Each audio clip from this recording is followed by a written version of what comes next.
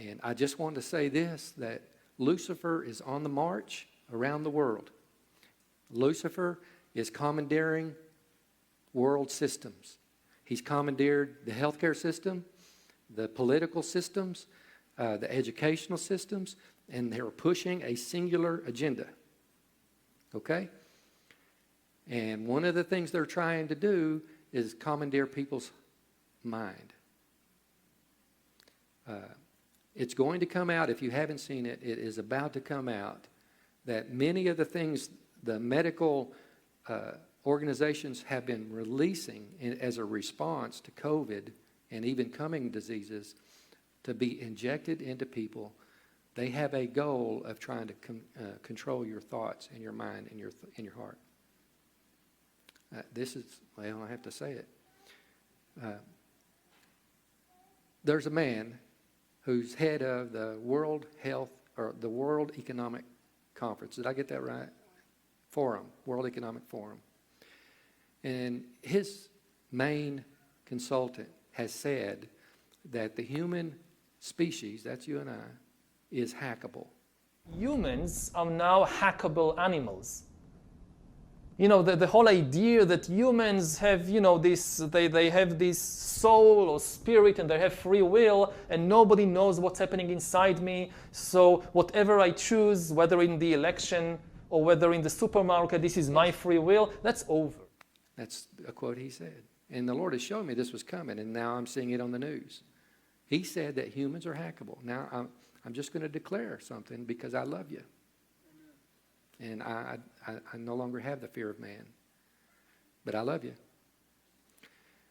The devil is engineering and trying to put things out through healthcare systems and medical treatments and medical injections. And they have the technology now to where they're going to be able to access people remotely through the internet and other means to cause people to think a certain way or to not think a certain way. They're so invested in this, they took advantage of the revelation of the human genome, the genetic structure of our bodies, and have been able to identify the part within our brain that allows people to believe in the supernatural or a God or a religion. They've identified that part, and it's right in the frontal part of the brain. And they actually have said they're going after that because they view religion as a major obstacle to this one world goal they have. And so, remember what I told you, the Lord told me in Born to Rule, tell my people they'll survive these hard times by listening to me and obeying me in faith. My sheep hear my voice, I know them, and they follow me. And there's no fear. Now I'm going to give you some good news. You ready? Here's the remedy. And I'm here just to, not to scare or do anything else except to declare no weapon formed against us will prosper, and their plans will fail. The Lord has told me He's going to reset the reset. I could go another hour on that. He told me I'm going to reset the reset and what the devil's been trying to do. Write this down. Romans 8:13. You'll live out of this verse someday, soon. Or you won't. Romans 8:13. You'll live out of this verse soon. I'm just going to quote it to you, New King James Version. If you live according to the flesh, you will die. If by the Spirit you put to death the deeds of the body, you will live. For as many as are led by the Spirit of God, these are the sons of God. Now that's good news for us. What does it mean?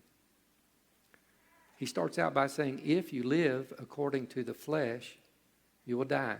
What is our flesh? It's not just your body, but it's your soul. It's also your mind, your emotions. So if I look at someone who needs healing in my flesh, my mind, and my emotions, I say, they're too far gone. I'm not even going to bother. He'll never get out of that electric scooter and leave. I'm being led by what? Flesh. But if I look at that same person who needs a healing, and it's way beyond doctors, and in my flesh, in my mind, and in my emotions, I hear and feel, there's no way. But here, in my spirit, I hear, pray. and I do,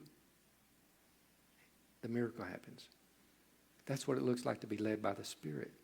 These are the sons of God. You understand? You are led by the Spirit.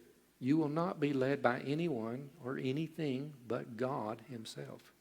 You will hear and obey. You'll follow the Spirit. And we're going to grow in the hearing as a people.